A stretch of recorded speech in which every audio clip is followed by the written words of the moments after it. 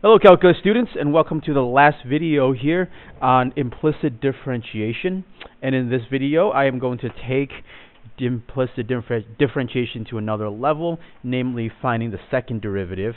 And you can, after this, can expand on this if you're ever asked to find the third or fourth derivatives. It's the same concept as what I'm going to do now. So in order to find the second derivative, we got to find the first derivative. And as before in the other examples, we're going to take the derivative of each term on both sides. On the right side, it's the easiest, of course, because that's just 0. On the left side, this is 2x plus 6y times, and remember here in these problems we're assuming that y is a function and x is a variable, or y is a function of x, so we multiply this by dy dx. Then we're just going to solve for dy dx, so subtract 2x from both sides and then divide by 6y, and that gives us that dy dx is equal to this. We can simplify that one more step,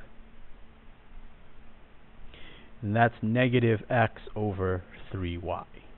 Okay, so that's the first derivative of this implicitly defined functions or expressions. Now, to take the second derivative, well, you derive the first derivative. So this is just notation here, d squared y over dx squared. And what we're going to do here is just apply the quotient rule.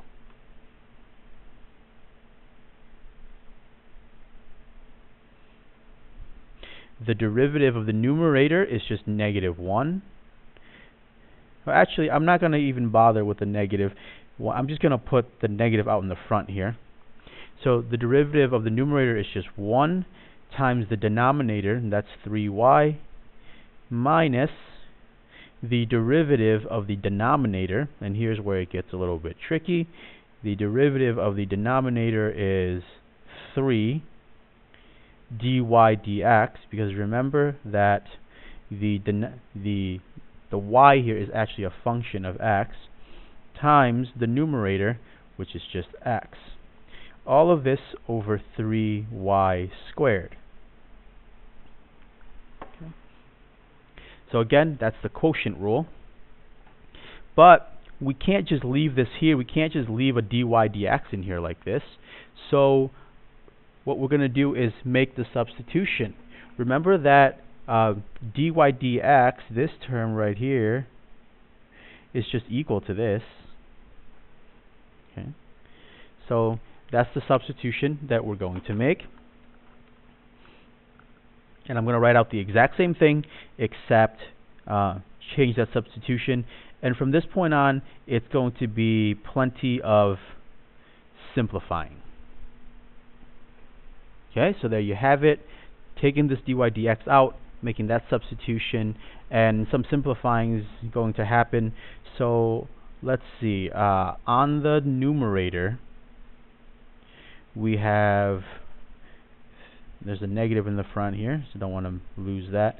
We have 3y plus 3x squared over 3y. So the negative 3, the negative x, and the other x gives me 3x squared. So these will cancel. And then the bottom is still what it is. And then what I can do is, to get rid of this fraction, to get rid of this denominator here within the fraction, I'm going to multiply the other one by y over y. So we're going to get 3y squared over y plus x squared over y. Okay. All of that over 3y squared. And there's still the negative in the front here. So continuing on, we can merge these two fractions together. So we have 3y squared plus x squared over y over 3y squared. Then we can bring the y down, and so we have, I don't want to forget this, that's important. So now we have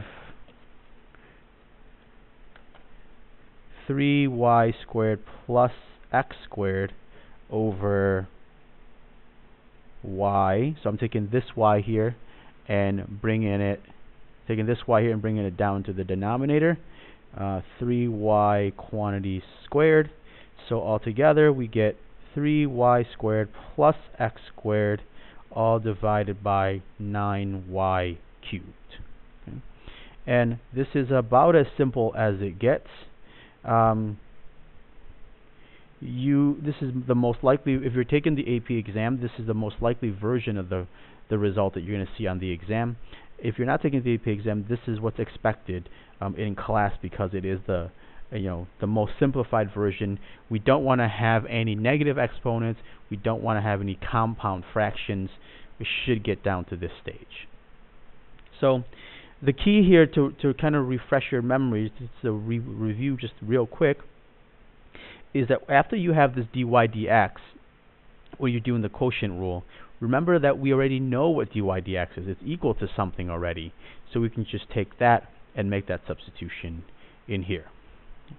Thank you for watching, and have a wonderful day.